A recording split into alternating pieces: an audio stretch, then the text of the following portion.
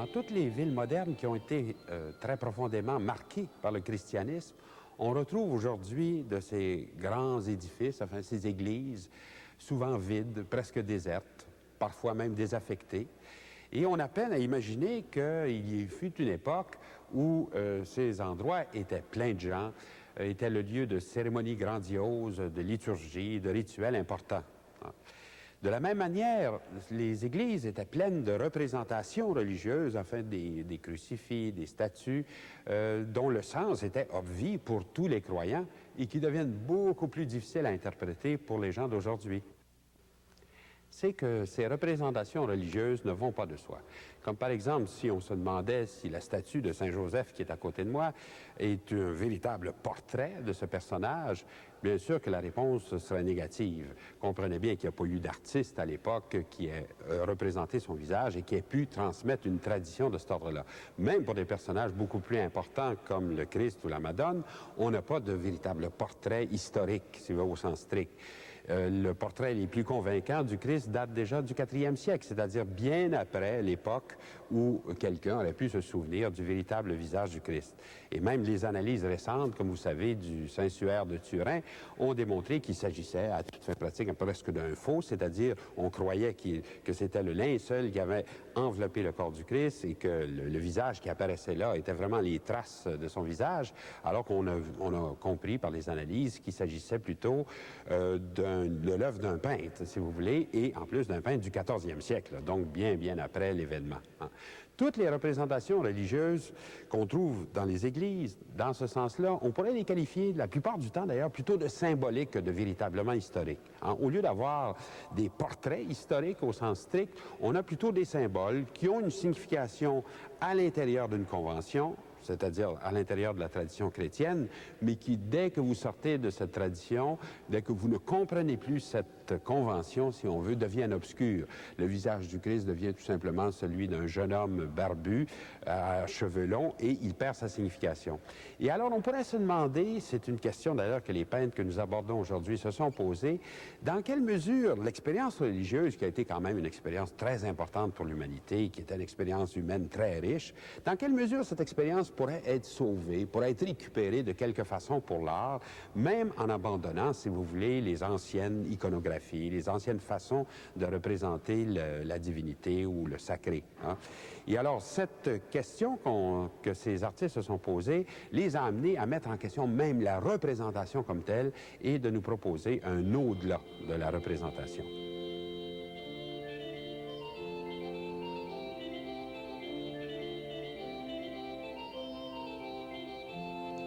À vrai dire, il y avait assez longtemps que ce mouvement de désaffection du sentiment religieux avait touché l'Europe. Le 18e siècle, ce siècle qu'on a appelé le siècle des Lumières, parce qu'on s'est mis à attaquer la religion un peu comme une superstition. On a voulu faire reculer l'obscurantisme, l'ignorance. Et de tous les pays d'Europe, l'Allemagne, comme les autres, avait été touchée par cette vague d'incroyance, si on veut, propre au siècle des Lumières. Mais au lendemain des guerres napoléoniennes, après, disons, le retrait des troupes de Napoléon, on assiste en Allemagne à un sursaut nationaliste. On veut, en somme, retrouver la culture de l'Allemagne. D'abord, l'Allemagne est unifiée comme elle ne l'avait jamais été, et on veut lui redonner une espèce de culture, la ressourcer.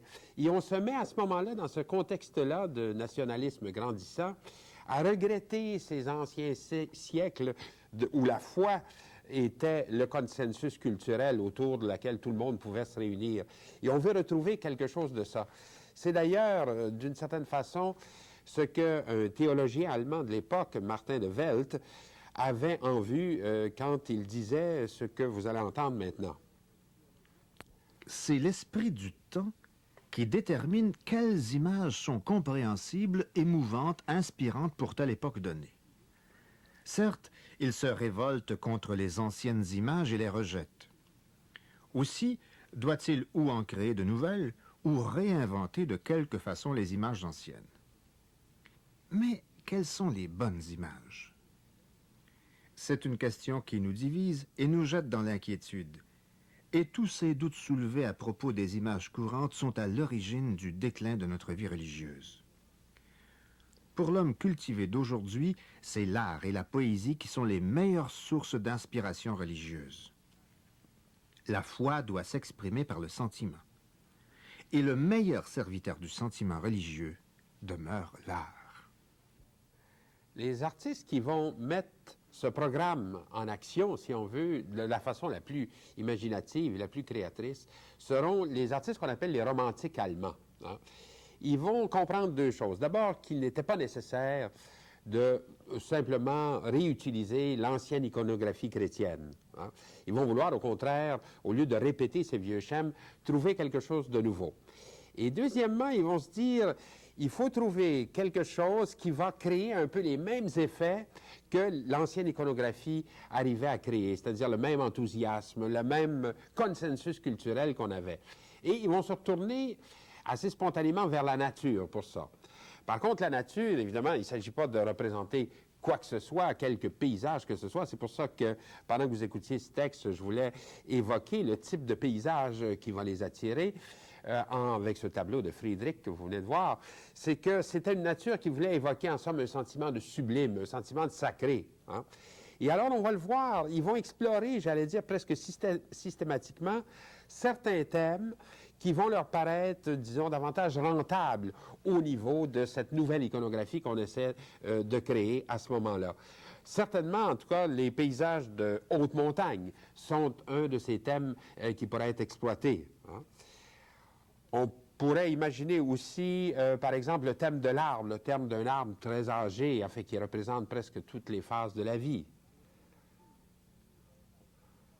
Ou encore même des thèmes un peu plus dramatiques, comme par exemple la débâcle, enfin, qui menace de briser un navire au milieu des glaces. Hein?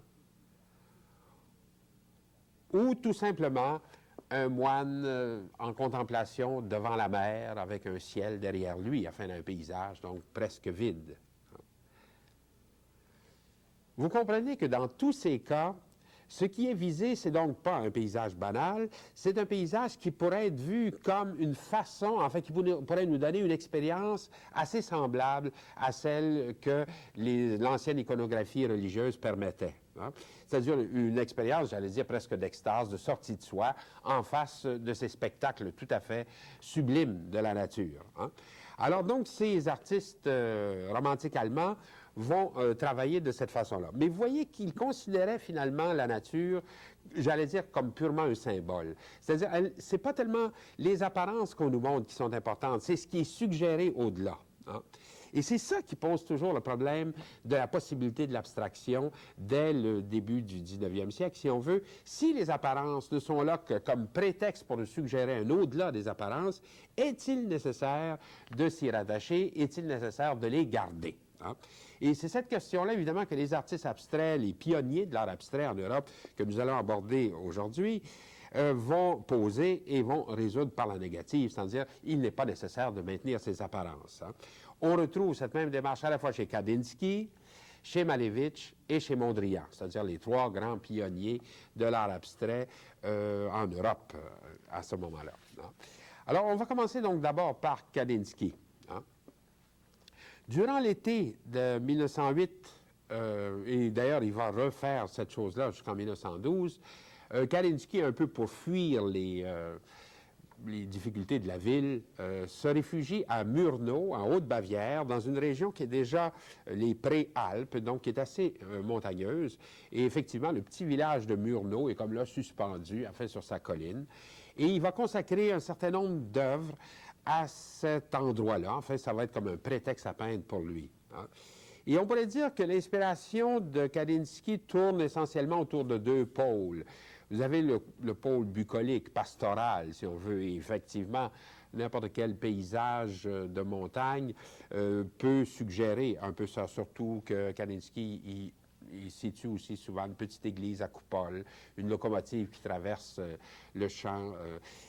Et parfois, au contraire, son inspiration, alors je dirais plus influencée par le romantisme, est assez dramatique, pour ne pas dire même apocalyptique. Hein. Au premier plan de cette deuxième version de ces paysages à Murnau, si on peut dire, vous voyez comme une espèce de vague qui avance, les couleurs sont plus contrastées, l'atmosphère est nettement plus dramatique. Hein. Et ces deux pôles disons, de l'inspiration de Kandinsky, on va les retrouver ensuite assez souvent dans les tableaux qui vont suivre. Hein. Et alors, c'est comme si Kandinsky sentait, précisément dans ce thème apocalyptique, ce thème de combat, presque un symbole, en somme, du combat qu'il va mener contre les apparences. Hein. Dans le tableau qui s'intitule « Montagne », vous avez une certaine dissolution des formes, c'est-à-dire que les contours ont l'air moins importants qu'avant. On retrouve bien sûr, la montagne, une espèce de triangle là, qui occupe toute la composition, et des personnages en bas réduits à presque rien, presque à des silhouettes. Mais justement, la couleur a l'air libérée des contours, et les formes aussi ont l'air tellement simplifiées qu'il est difficile, en tout cas, de les voir encore comme des formes humaines. Enfin, on est obligé de faire un certain effort. Et vous voyez, c'est ça qui est en train de se détruire. On pourrait dire la dissolution de l'objet chez Kandinsky va se faire de cette façon-là, c'est-à-dire que tout ce qui est contours vont commencer à se défaire et ça va être remplacé au contraire par des masses de couleurs, comme si on espérait que la couleur elle-même ou des formes très élémentaires comme une forme de triangle suffisent pour exprimer en somme ce qu'on veut exprimer, ce sublime, ce sacré, un peu dans l'esprit des romantiques allemands. Hein. Et alors on comprend que de là, Kandinsky va être capable de passer à une peinture beaucoup plus abstraite. Mais ça ne se fait pas directement, je dirais. On pourrait parler même d'une espèce d'iconographie cachée dans les tableaux les plus abstraits de Kandinsky. Et c'est ça que j'aimerais vous montrer grâce justement à des manipulations qu'on peut faire de l'image maintenant avec les ordinateurs, de vous faire lire dans ces tableaux abstraits de Kandinsky, en somme, les contenus un peu latents qui y sont encore, comme si Kandinsky voulait bien aller vers un au-delà des formes, mais ne voulait pas aller carrément vers une espèce de chaos complet. Alors, il retient donc un peu de ces formes, comme on peut le voir, et à ce moment-là, il va analyser, en somme, toute une nouvelle façon d'approcher l'art, enfin, une espèce d'au-delà de la représentation, mais vraiment par étapes. Hein. Dans l'étude pour composition 2, alors là, si vous regardez attentivement, vous allez voir qu'on arrive à trouver toute une série de contenus. Hein. L'iconographie du tableau est en effet assez complexe, pour ne pas dire compliquée ou narrative. Par exemple, on voit d'abord des montagnes. Et les montagnes sont boisées, c'est-à-dire qu'on voit qu'il y a des petites forêts sur ces montagnes, comme on peut le voir en haut à gauche. Et il y a aussi, évidemment, un très grand arbre au centre. Également au centre, deux cavaliers qui s'affrontent, qui sont peut-être pas très faciles à voir. Et enfin, à droite, des enfants qui jouent près d'un couple allongé sur le sol. Enfin, on aperçoit dans le fond des églises à coupole, des collines et des espèces de petits nuages un peu curieux, un peu étranges. Hein. Alors, cette espèce ce que j'appelais cette iconographie latente ou cachée, enfin, qui n'est pas évidente à première vue, est tout de même là, c'est-à-dire qu'on arrive à la repérer, et elle sert justement à ça, à éviter le chaos total. Hein. Et par contre, vous avez remarqué qu'il y a des suggestions, enfin des cavaliers, des citadelles ou des choses comme ça, il y a des suggestions de combat. Hein. C'est comme si au moment où Kandinsky s'apprêtait à dissoudre l'objet, à le mettre en question, parce que c'est lui qui est le grand obstacle, si on veut, il n'ose pas quand même le détruire complètement, et il représente cette destruction de l'objet, j'allais dire, par le truchement de scènes de combat, de scènes de bataille comme ça, implicites. Hein. Vous auriez, bien que la composition 4 ne soit pas, disons, simplement une suite de l'étude numéro 2, enfin c'est un autre tableau, vous allez retrouver à peu près, enfin, un peu le même genre de thème que je vous signalais ici. Alors, vous avez aussi une montagne, et qui est surmontée d'une espèce de citadelle, enfin d'une construction au-dessus. Des arbres, hein, qui sont alors très importants, qui sont au milieu de la composition. Sur la gauche, une espèce de pic. Un petit nuage rouge minuscule avec la pluie. Alors c'est comme ça qu'on voit un peu que c'est un nuage. Il est accompagné de pluie. Et finalement, un arc-en-ciel, en fait, qui réunit, en somme, la montagne centrale avec le pic qui est sur la gauche. Mais au-dessus de l'arc-en-ciel, on pourrait avoir une espèce de scène de combat. Là aussi, c'est pas très facile à voir, mais on voit au moins une série de lances qui sont projetées presque verticalement. Puis, alors, les petits signes, là, tout à fait obscurs dans le coin, ce seraient les cavaliers, enfin, qui s'avancent contre ces lanciers, si on peut dire. Alors là aussi, toujours ce thème du combat qui n'est peut-être pas évident à première vue. Enfin, il y a Citadelle, il y a la montagne, etc. Et tout ça, disons, à un moment donné où le thème principal est la destruction de l'objet. Il y a une espèce de redondance là, qui est intéressante entre l'iconographie du tableau et, disons, l'intention profonde de Kandinsky à ce moment-là de dépasser l'objet. On pourrait d'ailleurs, si vous avez de la difficulté à voir mes cavaliers dans le tableau précédent, il y a une étude enfin, un peu plus détaillée qui les montre tout à fait exactement. On voit d'abord les lignes courbes sont les chevaux et les taches de couleur sont les cavaliers et les X qui sont sous les chevaux, enfin, c'est les pattes des chevaux. Et c'est ça qui est repris finalement dans le tableau fini, quand vous voyez le tableau en entier. Alors, ça, donc, destruction de l'objet. Comment Kandinsky s'y prend-il essentiellement? Vous avez vu, c'est tout d'abord, je dirais, en libérant la couleur des contours. On dirait que c'est comme deux parties du langage plastique. Enfin, il y a couleur d'une part, puis il y a contour de l'autre part. Il y a des lignes et des couleurs. Et chacun reçoit son autonomie. Alors, ça, c'est une première façon. Ensuite, la couleur est très rarement, disons, chez Kandinsky, naturaliste, c'est-à-dire qu'elle n'accompagne pas nécessairement ce qui est vert va être vert et ce qui est rouge va être rouge dans le tableau. Au contraire, elle est beaucoup plus libre que ça. Kandinsky aussi attaque, j'allais dire, la notion de perspective. Dans ces tableaux-là, on n'arrive pas à voir l'horizon. On a toujours des montagnes ou des objets qui cachent ensemble l'horizon. C'est une autre façon, évidemment, de détruire l'objectivité du monde, d'essayer de la dépasser. Et finalement, on pourrait dire, enfin, que cet espace dans lequel les personnages sont situés est absolument pas un espace perspectiviste, puisque l'échelle des personnages est toujours très libre. Alors, vous pouvez avoir de minuscules petits personnages à côté de très grands, selon un peu, on a l'impression, la fantaisie du peintre, enfin, comme si ça ne jouait pas du tout. Il est d'ailleurs intéressant de voir que la façon dont Kandinsky lui-même décrit son tableau s'en tient uniquement à des valeurs formelles. Le tableau parle d'abord de masse, de poids, au milieu, en bas, bleu, en haut à droite, bleu rompu, rouge, jaune, en haut à gauche, ligne noire de chevaux en nœud, en bas à droite, lignes allongées. Deuxièmement, des oppositions. De la masse par rapport à la ligne, du précis par rapport au confus, du nœud de ligne par rapport au nœud de couleur. Contraste principal, mouvement aigu, âpre par rapport aux couleurs claires, froides, douces. Troisièmement, de l'écoulement des couleurs sur les contours. Quatrièmement, des deux centres, les nœuds de ligne et la pointe modelée du bleu.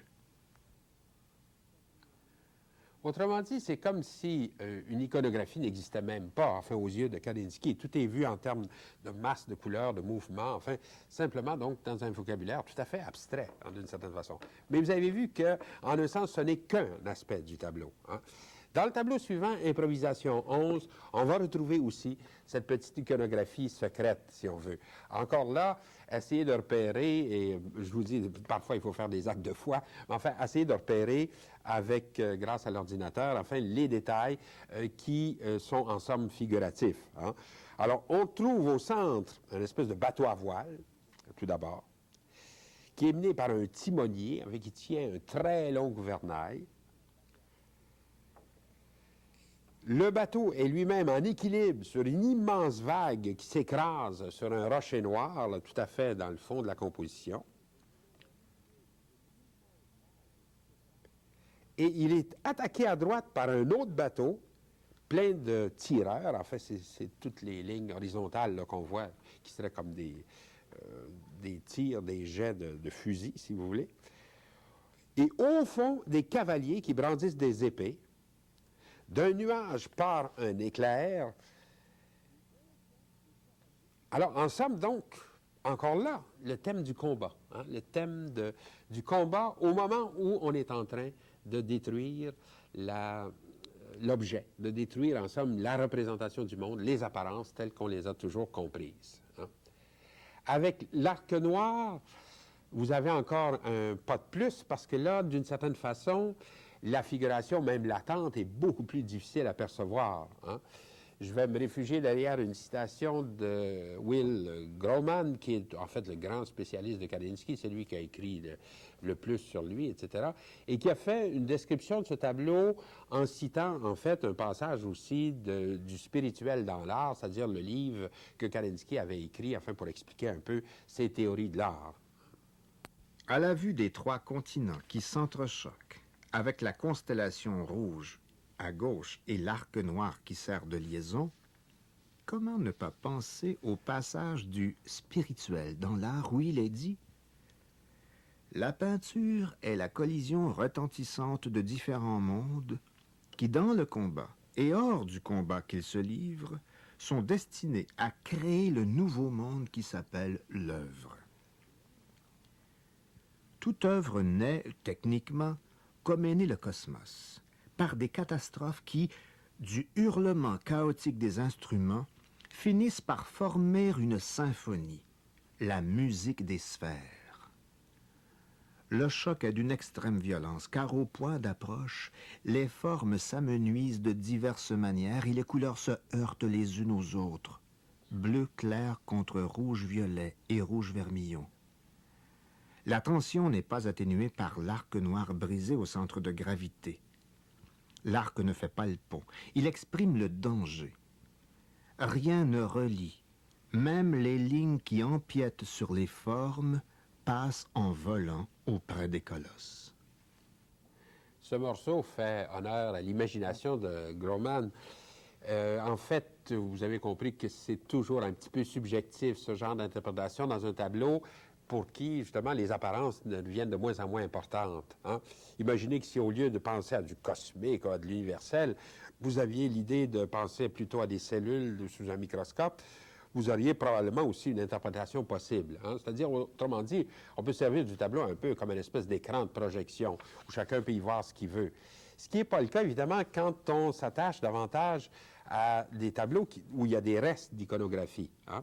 Je vous en montre un autre qui s'appelle Petite Joie, dans lequel aussi, enfin, même si ça paraît pas évident au début, on retrouve à peu près tous les thèmes que j'ai déjà signalés dans les tableaux précédents.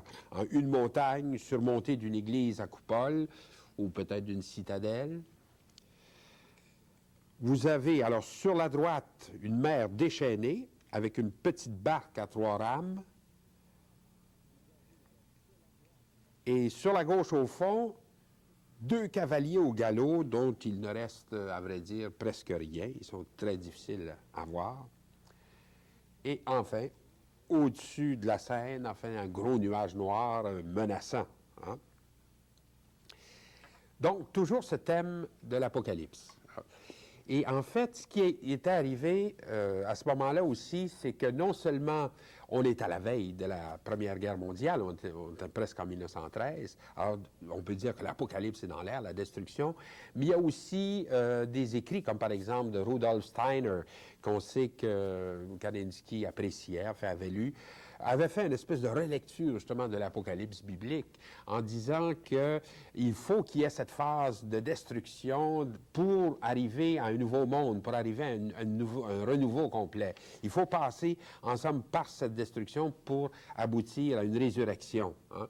Et Steiner disait d'ailleurs qu'au lieu d'avoir 4 chevaux d'Apocalypse, il fallait en nommer que 3, et que le 4e cheval qui apportait la mort, lui, devait être supprimé. Hein. Et effectivement, dans les tableaux de Kandinsky de cette époque, on voit souvent qu'il y a simplement 3 cavaliers, il y a 3 chevaux, comme s'il avait retenu en sorte cette suggestion de Steiner. Hein. Et alors donc, au moment où l'objet est mis en question, disons, les dernières traces de figuration qui restent encore dans les Kandinsky tournent autour de l'Apocalypse. Évidemment, avec Composition 7, qui est peut-être le chef-d'œuvre de cette série, on peut dire que le passage à l'abstrait est fait. Enfin, là, on perdrait sa peine d'essayer de retrouver des contenus figuratifs là-dedans. C'est devenu, finalement, en somme, les tableaux complètement abstraits.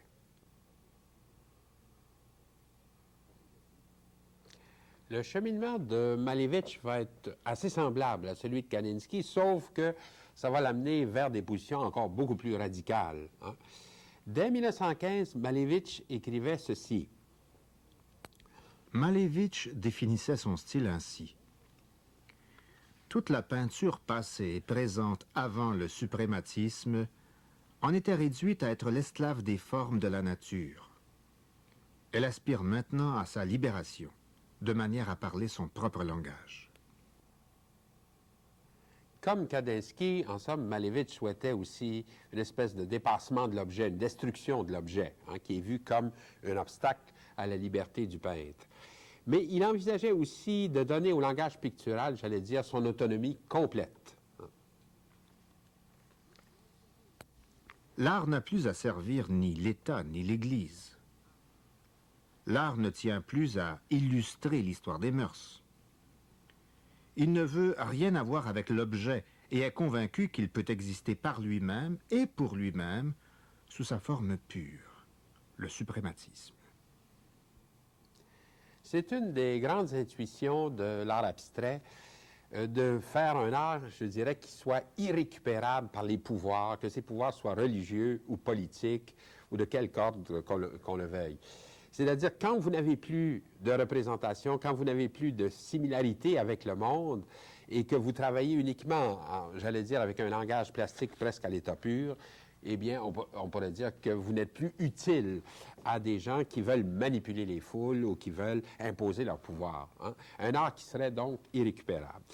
Dans le cas de Malevich, est-ce qu'on peut dire que l'influence, en fait, de la religion a été aussi forte que chez ses deux confrères? En fait, vous allez voir plus tard, quand je vais vous parler de Mondrian, que la théosophie chez Mondrian était très importante. Et dans le cas de Kandinsky, en fait, ses attaches avec les mouvements romantiques allemands sont aussi très fortes.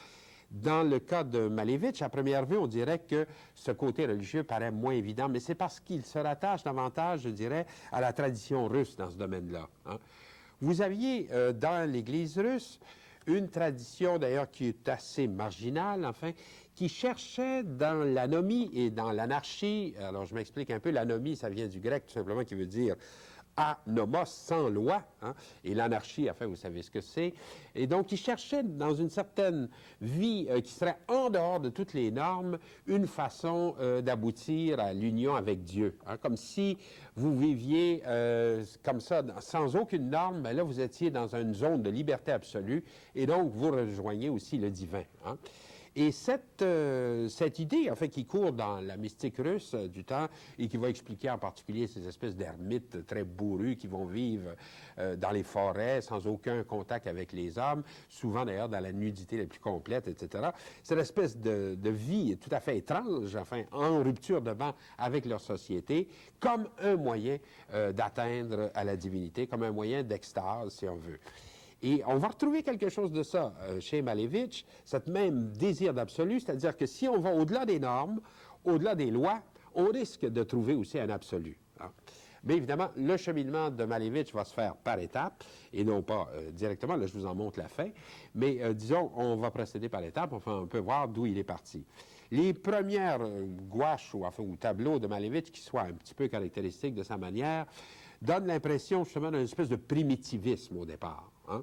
Disons, par exemple, son baigneur, il sent le besoin de faire une peinture qui ne soit pas jolie, qui ne soit pas une peinture bourgeoise, d'une certaine façon, et il se rattache à ce moment-là à un personnage, disons, qui est très gros, qui est presque colossal, qui est presque trop grand pour l'espace dans lequel il est situé, et aussi qui est très bariolé. Enfin, la couleur n'est pas disposée sur son personnage comme elle le devrait, enfin, si on suivait simplement les règles de la nature. Hein. Alors là, Malevich, donc, s'inspire en fait d'un courant qui était, qu'on appelle le néo-primitivisme, qui était représenté plutôt par Larionov à cette époque-là, c'est-à-dire c'était l'idée peut-être de retrouver une fraîcheur d'expression dans l'art populaire, en fait, de retrouver des sources populaires de l'art russe pour pouvoir trouver comme ça une façon de présenter un nouvel art. Hein. Et ensuite, alors le thème qui va intéresser Malevich, c'est le thème qu'on pourrait qualifier enfin de l'éternel paysan. Hein. Il va représenter d'ailleurs ces paysans d'une façon assez étrange.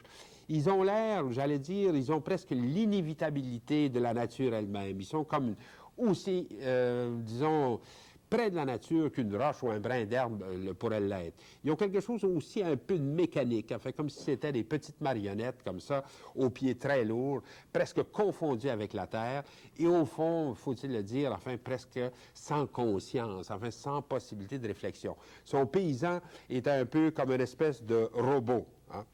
Quand Malevich va subir l'influence de Fernand Léger, cette présentation un peu robotique de ces paysans va aller en augmentant. Hein. Il va les présenter un petit peu comme s'ils étaient faits avec des morceaux de tôle ondulée, très colorés. Non seulement, disons, le paysan n'est plus un personnage humain, mais il est devenu presque comme un robot, presque comme une machine. Et là aussi, les thèmes que va retenir Malevich sont toujours des thèmes, j'allais dire, très vitaux pour le paysan. C'est-à-dire, c'est comme si sa seule préoccupation était vraiment la survie, comme par exemple ramasser de l'eau ou encore, enfin, se préparer du bois, enfin, comme le bûcheron, pour être capable de mettre du bois de côté pour l'hiver. Enfin, des thèmes vraiment liés à la survie du paysan. Hein? Mais ce paysan qui, comme je vous dis encore, est relié à la nature d'une façon telle qu'il n'est presque plus capable d'aucune conscience. Il est comme une mécanique aussi montée, j'allais dire, que la mécanique, enfin, des saisons ou de la succession des saisons. Hein? L'influence de Fernand Léger sur certaines peintures de Malevich dans les débuts, je pense qu'elle est assez claire, elle est assez évidente. Et on sait qu'en particulier que Léger avait exposé en Russie à une exposition qui s'appelait Valet de carreau en 1912. Et il n'est pas du tout impossible que Malevich ait visité cette exposition et qu'il a été frappé. Enfin, on a parlé à propos de Léger et de Malevich de cette époque-là d'un certain tubisme, hein, c'est-à-dire que c'était comme si on avait voulu imiter un peu le style des tubes, ou enfin, tout à l'heure, je disais de tuiles ou de tôle ondulée, si vous voulez. Mais comme il arrive souvent, Malevich, comme les disciples vont plus loin que le maître, Malevich va aller encore plus loin, puisque non seulement, disons, ces personnages vont être traités comme ça, mais aussi, en général, même tout le fond complet de la composition va être traité de cette façon-là. Hein. Et alors, quand il va traiter en particulier des paysages de neige, souvent, peut-être la couleur va être moins intense que celle qu'on avait dans les premières peintures que je vous montrais, précisément à cause du sujet, d'une certaine façon. Et là, d'une certaine façon, ça se rapproche encore plus de l'art de Léger. Mais pas forcément toujours parce qu'il y a une influence directe, c'est que, ayant un peu les mêmes préoccupations, la même façon de simplifier la nature, son petit personnage, là, cette fois, est réduit presque, j'allais dire, à 2 éléments seulement. En fait, c'est le porteur d'eau, si on veut. Remarquez encore là, toujours une activité essentielle à la vie paysanne, présentée dans un paysage de neige après la tempête. Alors, plutôt dans les blancs, rouges et bleus, un peu, comme on pourrait s'attendre à ce moment-là. Hein. Alors ça, disons que ça a été une première influence sur Malevich qui est importante, celle de Fernand Léger. Ensuite, alors, va le toucher aussi, je dirais, le futurisme italien. Hein.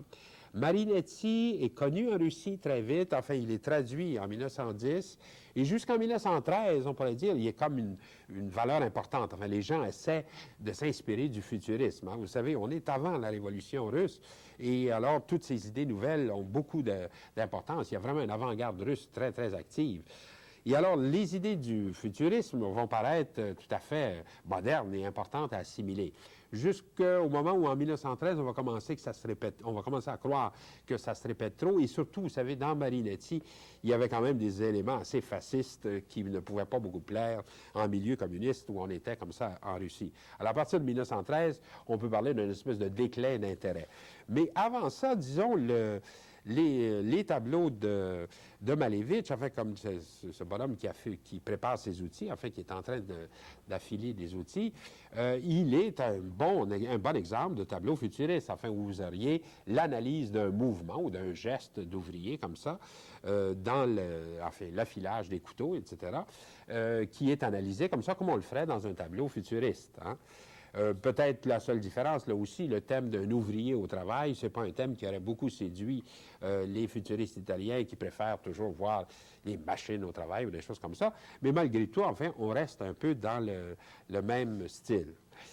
Ensuite, alors, Malevich va faire un pas vers, j'allais dire, presque une troisième aventure, après Léger, après les futuristes. là, il va vraiment tenter d'appliquer, enfin, si on peut dire, à la peinture cette espèce d'anomie ou d'anarchie dont je parlais tout à l'heure. C'est là qu'on la voit tout d'un coup apparaître. Et un Anglais à Moscou, enfin, qui est un tableau étrange, puisque ça a l'air d'une espèce de collage, si on veut, dans lequel on voit un personnage, un poisson aussi, une épée. Enfin, je vous les donne presque en couches successives, si on veut, avec des écritures, etc. D'ailleurs, ce qui est écrit sur le tableau en russe, semble-t-il, veut dire ceci, c'est-à-dire que vous avez Zatmeni, qui veut dire obscurcissement, enfin, qui est dans le haut du tableau complètement. Puis ensuite, l'autre mot qui est divisé en deux, trois morceaux, là, Chastichnoye, qui veut dire partiellement. Alors, obscurcissement partiel, si on veut, c'est presque éclipse partielle. Hein? Et effectivement, la tête de l'anglais est éclipsée à moitié par le poisson, si on peut dire. Hein? Et alors là, ce qui est anomique ici, ce qui est anarchique, évidemment, c'est le rapprochement tout à fait incongru de toutes sortes d'objets, un poisson, un anglais, une épée, en fait, tout ça qui sont mêlés, des écritures divisées, etc., comme si du rapprochement de tous ces éléments pouvait sortir une espèce de nouvelle liberté. D'ailleurs, le tableau, dans sa version originale, devait être encore beaucoup plus étrange parce que, semble-t-il, Malevich avait collé dessus aussi une véritable cuillère de bois en 3 dimensions, là, une véritable cuillère qui était intégrée comme ça au tableau en plus. Hein. Dans La femme à la colonne d'affiches, là, vous aviez, je dirais même au niveau de l'inspiration, encore l'idée d'un collage un peu absurde comme ça, un peu anomique, qui ne suit aucune règle. Parce que, comme vous savez, la colonne d'affiches elle-même est comme ça. Elle est faite comme ça. On en voit de ces colonnes à Paris, puis maintenant, on commence à en voir un peu partout dans le monde. C'est une colonne sur laquelle on colle des affiches, enfin, selon les différentes pièces de théâtre ou les films qui passent.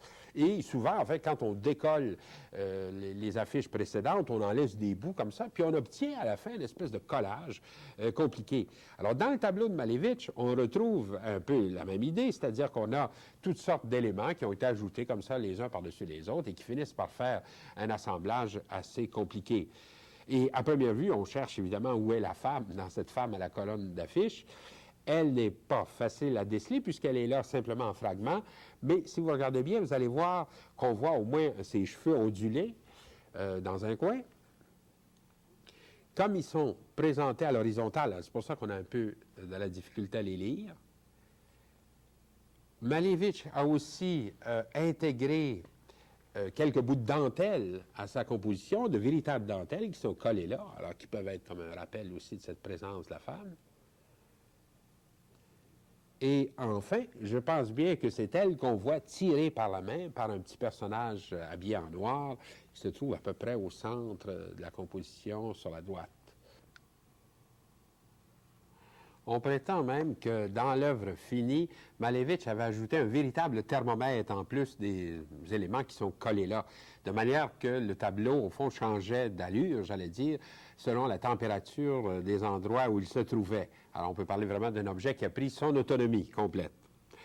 Au printemps de 1915, Malevich prépare dans le plus grand secret, si on peut dire, sa participation à une exposition qui va s'intituler un peu curieusement 010, dernière exposition futuriste. Alors, pourquoi 010? D'abord, 10 parce qu'on pensait qu'il y aurait une dizaine de collaborateurs à cette exposition, une dizaine d'artistes qui auraient exposé là. En fait, ils vont être 14 finalement. Et 0 parce que chacun voulait atteindre justement la fin du futurisme, aller au-delà de toutes les expériences futuristes et proposer une espèce de degré zéro de la peinture. Hein. On a d'ailleurs conservé une photo d'accrochage de cette exposition dans laquelle il est facile de voir que la contribution de Malevich, la plupart du temps, a consisté en peinture avec des formes géométriques très, très simplifiées, une forme de croix, une forme de rectangle. Et si vous remarquez, tout à fait dans le coin droit en haut, faisant comme l'angle de la chambre, vous aviez un tableau qui s'intitulait, enfin, carré noir sur fond blanc. Ce tableau est perdu, on ne peut pas vous le montrer autrement, ou à moins qu'il soit encore dans les caves des musées russes et qu'il soit très difficile d'accès au public. Hein. Heureusement, il y a des Malevich de cette même période qu'on a appelés suprématistes, qui sont plus faciles d'accès et qui, au fond, sont un peu du même ordre. Comme son titre l'indique, un carré noir et un carré rouge paraissent ici dans une étendue, on pourrait dire, absolument neutre, hein, qui tantôt joue le rôle d'un fond dont émergent les carrés, et tantôt celui d'un champ où ils sont absorbés. Hein.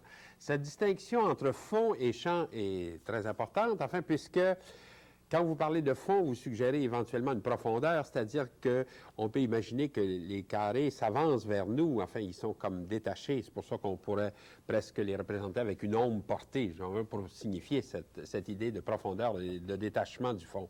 Mais si vous parlez d'un champ coloré, ici même, enfin, un champ neutre, blanc, comme ça, sans aucune nuance, là, vous suggérez au contraire aucune idée de profondeur. C'est comme si vous voulez un morceau de tissu qui est coloré d'une certaine façon. Enfin, il fait un champ.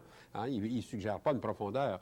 Et même, je dirais, en l'inverse, il suggère presque une absorption des formes dans le champ. Hein. Les formes sont comme menacées par ce champ envahissant. D'ailleurs, dans le cas de Malevich, on peut dire que presque il a suggéré souvent une espèce d'aspect métaphysique à cette opposition entre forme et fond, entre forme et champ aussi, hein, comme l'être et le non-être, comme si le non-être menaçait d'englober toutes les formes. Hein. Dans un autre tableau, Malevich va jouer avec des formes aussi élémentaires, j'allais dire, enfin vraiment un triangle et un rectangle. Et alors, il introduit l'idée ici d'une interposition de deux plans, si on veut, un plan bleu outre-mer, superposé à un rectangle vertical noir. Et vous remarquez que la pointe du triangle s'avance au-delà de la médiane du rectangle, et en conséquence, alors le côté gauche du rectangle coupe le triangle à plus de la moitié de son côté. Hein. Alors, il semble que Malevich avait d'abord pensé peindre en rouge la partie qui est au-dessus du triangle, et ensuite il s'est ravisé, enfin il a couvert ça en noir, et parce que d'une certaine façon, il est évident qu'une couleur dépend beaucoup du contexte dans lequel elle est. Alors, c'est sûr que si vous avez un bout de triangle qui est devant une surface noire, il peut paraître un peu plus rougeâtre. Et donc, il n'était pas nécessaire vraiment de le peindre en rouge. Cet effet-là se fait optiquement. Et la partie, évidemment, qui est en face du blanc, si on veut, va jouer différemment, va avoir une autre teinte. Autrement dit, le bleu change de nature selon les contextes dans lesquels il se trouve. S'il est devant du noir, il devient un peu plus rouge. Puis s'il est devant du blanc, il devient un peu plus bleu. Enfin, les couleurs, en font une espèce d'interaction entre elles. Et il semble aussi que Malevich avait prévu au début d'ajouter la lettre B, enfin, dans sa peinture, puis ça aussi, il l'a enlevé complètement, de manière à vraiment réduire j'allais dire presque à sa plus simple expression, les éléments qui entrent en jeu ici. Hein. C'est repentir, enfin, au sens technique du mot, c'est-à-dire ces idées qu'on a d'abord, puis ensuite qu'on corrige. Enfin, on peut les voir maintenant dans le tableau. Quand on le regarde de près, on voit des traces de rouge ou les traces de la lettre B qui, avec le temps, enfin, transparaissent d'une certaine façon. Hein. Et tous les tableaux de Malevich, évidemment, ne sont pas réduits à des éléments aussi simples que ça. Vous en avez d'autres, au contraire, qui jouent sur des associations, je dirais, plus aériennes, où vraiment le fond n'est pas un champ, là, il y a vraiment un fond qui recule en profondeur, et dans lequel, enfin, à la fois une série de courbes et de rectangles ou de carrés colorés se situent dans l'espace. Hein. C'est presque l'expérience de l'avion qui serait derrière ça. Hein. Mais toujours, évidemment, Malevich va rester fasciné par ces tableaux très, très simplifiés où la dialectique entre champ et forme va devenir de plus en plus aiguë, d'une certaine façon.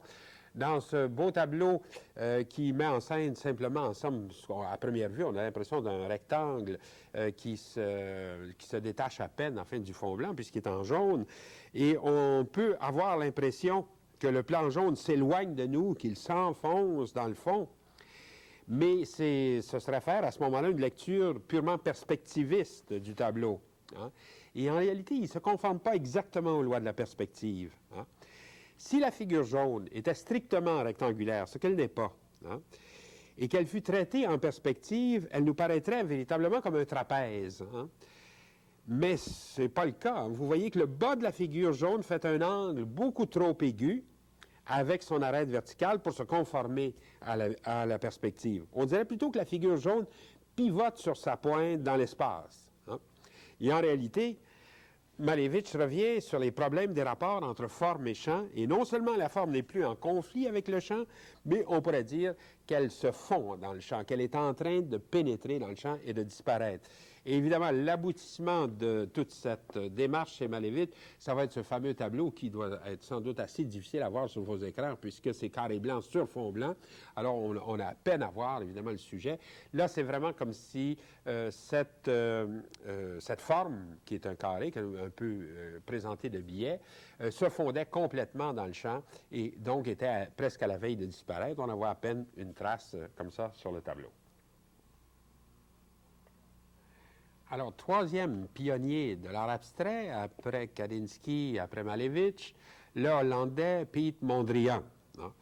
Alors, comme je vous disais un petit peu plus tôt, Mondrian est certainement beaucoup plus influencé par des doctrines ésotériques, enfin en particulier par la théosophie, que l'étaient des gens comme Malevich. D'ailleurs, ce n'était pas non plus complètement absent de Kandinsky et ses intérêts pour la théosophie.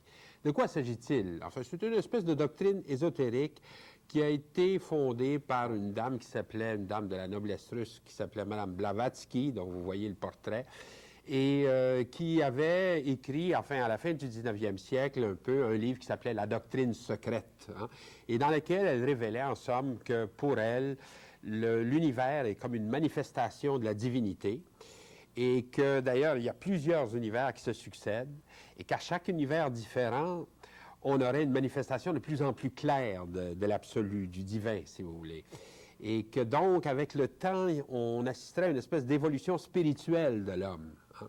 Alors, Mondrian, bien sûr, n'a pas lu directement les écrits de Blavatsky, mais il connaissait cette doctrine par le biais d'un théosophe hollandais, Schoenmaker, qui avait écrit d'ailleurs un livre fort intéressant qui éclaire vraiment, d'une certaine façon, l'art de Mondrian et qui s'appelait La nouvelle image du monde. Et contrairement à Mme Blavatsky, Schoenmaker était intéressé par l'art. Il se demandait d'ailleurs quel serait l'art d'un monde plus évolué, plus spiritualisé que le monde antérieur.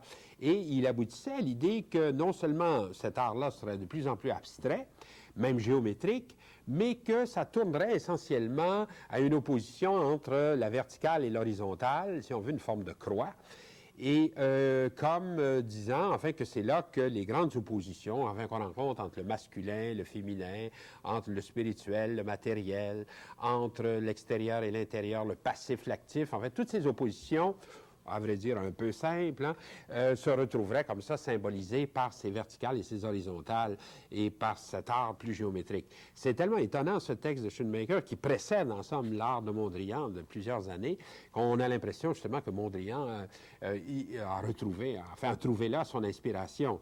Mondrian était un personnage qui n'aimait pas beaucoup les livres, il en conservait très très peu dans sa bibliothèque. Or, il avait 2 copies de ce livre de Schoenmaker toute sa vie, en fait, ils l'ont accompagné même à sa mort à New York, il y avait encore ces livres-là. Alors, c'est pour dire l'importance qu'il attachait à ça. Évidemment, il n'est pas parti directement, disons, à illustrer des doctrines théosophiques. Ses tout premiers tableaux, enfin, se rattachent davantage, je dirais, à la tradition romantique que nous avons évoquée plusieurs fois, comme par exemple ces tableaux qui tournent autour de thèmes de fleurs, hein, comme le chrysanthème. La fleur, c'est un peu comme un microcosme, enfin, qui représente l'ensemble du monde dans une seule forme, si on veut. Et alors, là, il rejoint un thème plus romantique. Hein. Mondrian a peint aussi des tournesols, un peu comme Van Gogh. Alors là, vous voyez la filiation avec. Seulement, il a fait des tournesols, j'allais dire, mourants, hein, qui sont presque séchés. Là aussi, c'est un thème qui pourrait très bien se rattacher à la tradition romantique, ce thème de la vie, enfin, ces arbres anthropomorphes, ces plantes qui suggèrent un peu le développement de la vie et de la mort. Hein.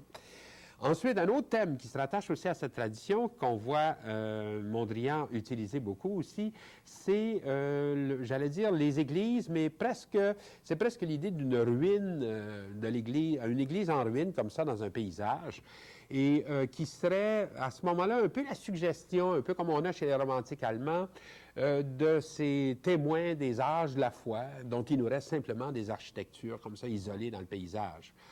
Seulement, si vous remarquez la façon dont compose Mondrian, il est intéressé évidemment par ce thème-là, parce qu'il y a beaucoup de vertical et d'horizontal, mais aussi il donne une espèce d'autonomie à chaque plan dans le tableau.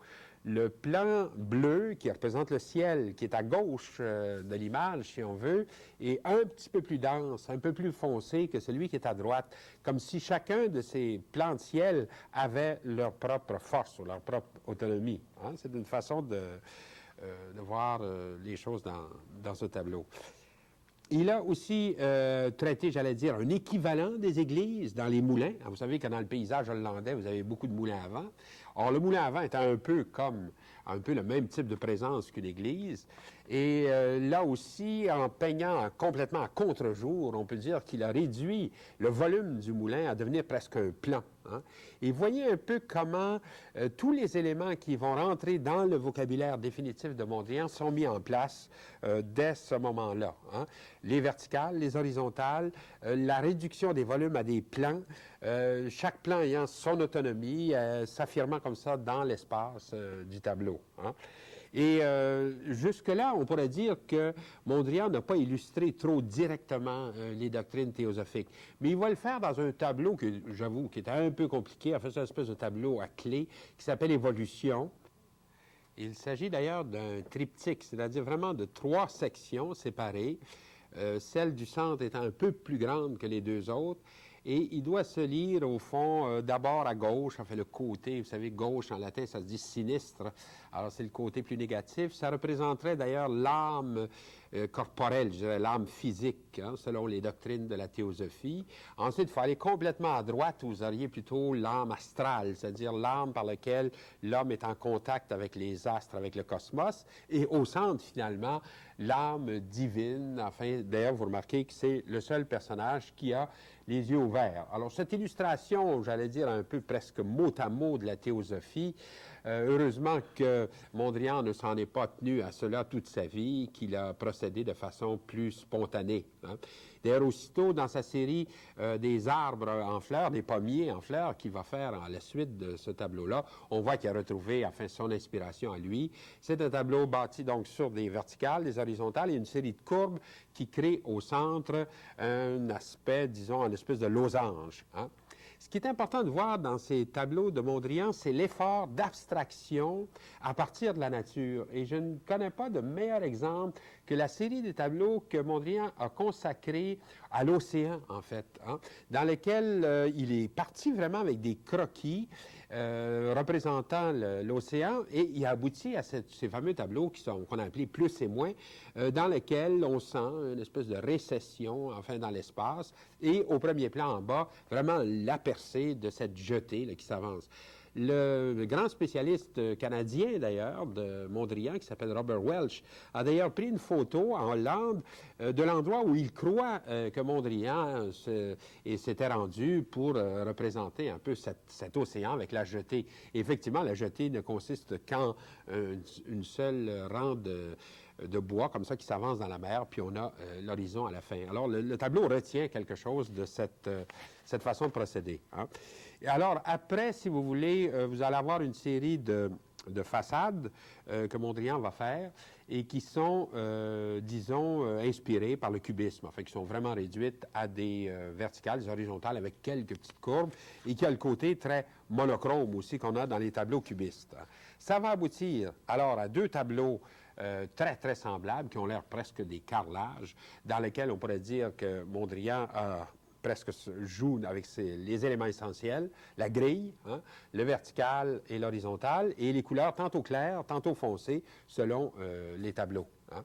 Et là, il intègre, si vous voulez, un élément de dissymétrie dans la composition. L'équilibre est obtenu par la dissymétrie. Alors, je vous disais qu'avec ce tableau, on est à la veille vraiment de la forme définitive que Mondrian va prendre, qu'il va qualifier lui-même de néoplastique et dont j'ai un bon exemple ici, à côté de moi, sur le chevalet. Hein. Alors, dans ces tableaux néoplastiques, Mondrian réduit son vocabulaire, disons, à très peu de choses. Finalement, vous avez les couleurs primaires, disons le rouge, le jaune et le bleu. Et aussi, on pourrait appeler les non-couleurs primaires aussi, c'est-à-dire le noir, le blanc et aussi toutes sortes de nuances de gris. C'est pas toujours facile à voir dans des tableaux, dans des reproductions plutôt, mais disons, si vous vous approchez, vous verrez souvent dans les Mondrian, les blancs ne sont pas tous égaux, ne sont pas tous donnés de la même façon. Hein.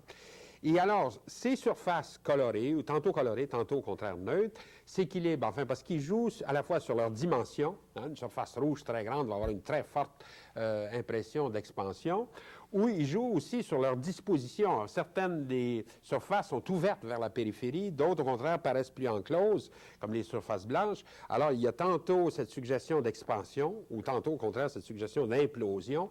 Et finalement, alors, vous avez tout ce réseau de lignes, cette grille verticale et horizontale des plans en ligne, on pourrait qualifier comme tel.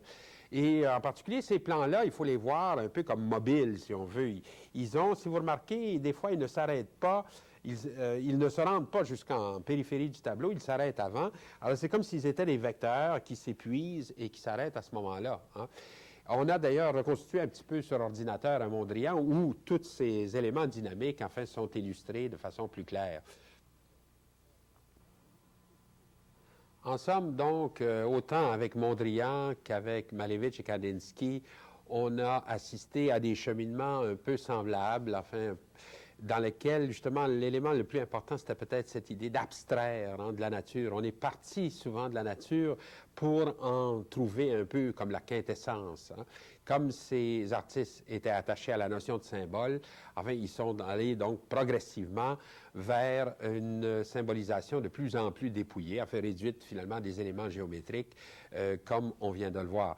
Avec les peintres que nous aborderons la prochaine fois et qui sont américains, enfin c'est donc cette école d'abstraction expressionniste américaine, vous allez voir que non seulement les formes vont être différentes, mais même, je dirais, les prémices sur lesquelles on s'est posé pour arriver à l'abstraction sont vraiment différentes de ce qu'on a vu en Europe aujourd'hui.